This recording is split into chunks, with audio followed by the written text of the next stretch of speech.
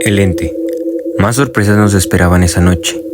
Aunque todo parecía normal, de hecho nos olvidamos del agua bendita y de cualquier otra cosa, y lo único que queríamos era poder descansar.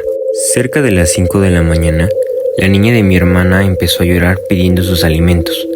Sofía le pidió a Norma que se levantara para atenderla, pero sorpresivamente nos dimos cuenta que ella ya se encontraba de pie, aunque generalmente era muy desatendida de su hija, y por lo regular era Sofía quien la atendía.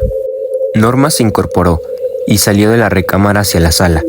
De pronto soltó un grito aterrador, el cual pudieron escuchar los vecinos, y saltó de la puerta de la recámara hacia en medio de las dos camas gemelas, que por cierto ocupábamos una Sofía y yo, y la otra Norma y Emanuel. Cuando cayó entre las dos camas nos dimos cuenta que se encontraba aterrada.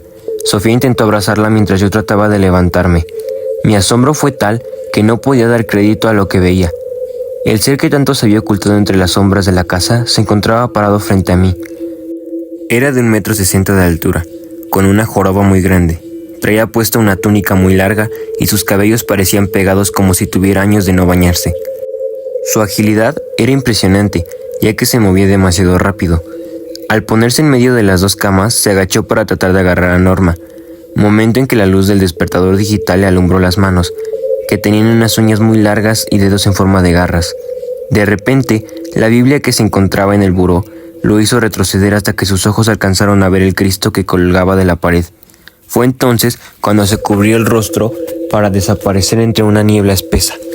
Pasado este momento, Emanuel prendió la luz para levantar a Norma, que no podía hablar de la impresión que se había llevado. Todo era un caos. Los nervios se apoderaron de nosotros. Realmente ese momento era como entrar a otra dimensión, como si el tiempo se hubiera detenido por completo, como si la física se hubiera roto.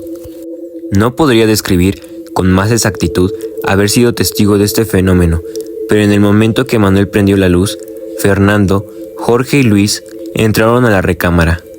Los comentarios fueron muchos, el desconcierto era inexplicable. Al intentar controlarnos, todos tratamos de buscar alguna explicación, pensando que algún ratero u otra persona hubiera penetrado la casa. Pero no era así, ya que las puertas estaban cerradas y no había ninguna posibilidad de eso. Al salir al patio, notamos que todos los vecinos se encontraban ahí. Nos encontramos con la sorpresa de que ellos habían escuchado el grito de terror de Norma, pero inexplicablemente se habían quedado inmóviles en sus camas sin poder incorporarse. Toda esta gente se encontraba desconcertada y con un terror de regresar a sus respectivas casas, ya que sin que nosotros estuviéramos enterados, todos ellos habían tenido experiencias inexplicables, tales como prenderse y apagarse las luces, o los objetos eléctricos, o abrirse las puertas y ventanas. En el desconcierto, preferimos entrar a la casa nuevamente para tratar de analizar lo suscitado y calmarnos. Ya dentro, Fernando mencionó que al escuchar el grito, igual que todos nosotros, trató de pararse, pero se quedó paralizado. Jorge sí logró incorporarse, y de hecho había tratado de entrar, pero la cortina que separaba los cuartos, una simple cortina de tela que cualquier viento podría mover, se había convertido en esos momentos en una pared de concreto que no pudo moverse mientras el fenómeno se había presentado. Luis, por su parte, era sordomudo de nacimiento, pero dentro de su sorpresa, desesperadamente trataba de decirnos lo antes expuesto. Por los demás, era imposible que él hubiera podido percatarse del grito de Norma. Por su parte, Manuel contaba lo mismo de no poderse levantar en el momento, y que con un gran esfuerzo pudo moverse para prender la luz de la recámara. Sofía y yo describimos lo increíblemente visto. Al hacer todos estos comentarios, Norma se empezaba a calmar, ya que antes estaba histérica. La dejamos más tranquila para que pudiera comentarnos lo que había visto. Con gran esfuerzo, comenzó a mencionar que no había podido dormir en toda la noche, y cuando su niña empezó a llorar, fue cuando Sofía le pidió que se incorporara para atenderla. Ella ya se encontraba de pie. Posteriormente dijo: al levantarme tomé el biberón y me dirigí a la cocina, pero al salir de la recámara me lo encontré a un lado de la puerta. Lo miré de abajo hacia arriba. Traía puesta una especie de sotana, pero al ir levantando la cara me percaté de que traía algo en la mano derecha. Era una guadaña, e intentó agredirme. Fue cuando lo traté de aventar, pero al notar que mis manos lo traspasaban, el terror me invadió y mi reacción fue saltar en medio de las dos camas para intentar ocultarme. Pero al mirar que había entrado, se agachó y me tomó con una de sus manos. Era delgada y muy fría. Hasta ahí no supe más, ya que me tapé la cara esperando lo peor.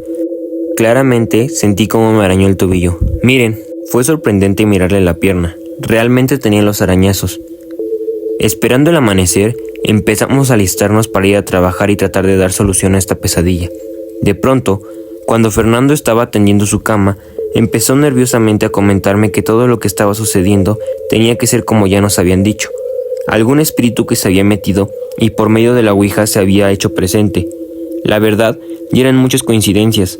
La muerte del pastor y quedarse todos paralizados al escuchar el grito de Norma, y la serie de fenómenos que se estaban presentando. Por tal caso, necesitábamos la ayuda de algún sacerdote para que viniera a exorcizar la casa.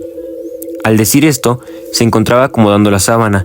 En el momento en que metió las manos entre la pared y la cama, gritó fuertemente, y al sacarlas estaban arañadas. De inmediato llamé a todos para poder localizar cualquier cosa que hubiera podido ocasionar el accidente, pero como de costumbre, no encontramos ninguna explicación. Inmediatamente tomamos una decisión, que lo que se encontrara en la casa, fuera lo que fuera y que intentara agredirnos, no pensábamos quedarnos con las manos cruzadas. Por eso decidimos buscar la ayuda de otro pastor o sacerdote, que se presentara a arrojar el famoso espíritu de la casa. Fernando y yo nos dimos a la tarea de encontrarlos, mientras que Manuel y Norma buscarían la solución con la bruja Margarita, quien era testigo de todo lo que había acontecido. Por lo pronto, Sofía se quedaría en la casa de Sol, junto con mis hermanos Jorge y Luis. Fernando y yo nos dirigimos a platicar con Evaristo y le pedimos consejo. Él nos comentó que la fuerza que habíamos liberado era muy grande, por la conjugación de la hora en que se había dado, y que ellos achacaban la muerte del pastor a lo sobrenatural. Por este motivo, todos los de su religión se encontraban temerosos de acercarse a la casa, y que los disculpáramos, pero que cuando el ente se manifestó, ya había agarrado una fuerza impresionante, y únicamente una persona preparada podría destruirlo. Nos dirigimos a buscar a alguien que nos pudiera ayudar en las iglesias católicas. Visitamos los templos salesianos, el de San Antonio de las Huertas, el del Árbol de la Noche Triste, inclusive hasta la Villa de Guadalupe, tratando de encontrar ayuda, pero sin ningún resultado, ya que todos los famosos sacerdotes nos tiraban de locos y se negaban rotundamente a visitar la casa. En la búsqueda del tiempo se fue pasando, hasta llegar la noche en que fuimos por Sofía y mis hermanos. Ya en la casa, todos los comentarios habían sido los mismos.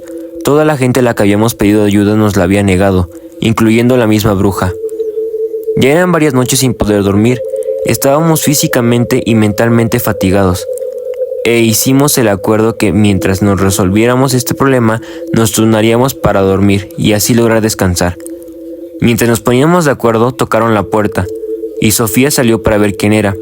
Se encontró con uno de sus tíos, de nombre Sergio, en compañía de su esposa. Estas personas eran espiritualistas. Al abrirle de inmediato, Sergio, sin dejar que Sofía le comentara nada, le mencionó que la había soñado con la pesadilla que estábamos viviendo. Ella enseguida me llamó y me lo presentó. Él mencionó que la casa se encontraba poseída por un espíritu maligno. Yo me desconcerté, ya que Sergio no tenía forma de saber lo que estaba pasando porque no lo conocíamos ni había tenido ningún trato con él. Sin embargo, comentó que su religión era espiritual y todo se dirigía por medio del alma, y así se percató de que la casa y su sobrina se encontraban en un grave peligro. Estaba sorprendido. Después de una plática nos mencionó que él no podía ayudarnos, pero que por ningún motivo permaneciéramos en la casa esa noche, ya que se desatarían todas las fuerzas del mal, porque el espíritu o espíritus intentarían matarnos para conseguir nuestra alma.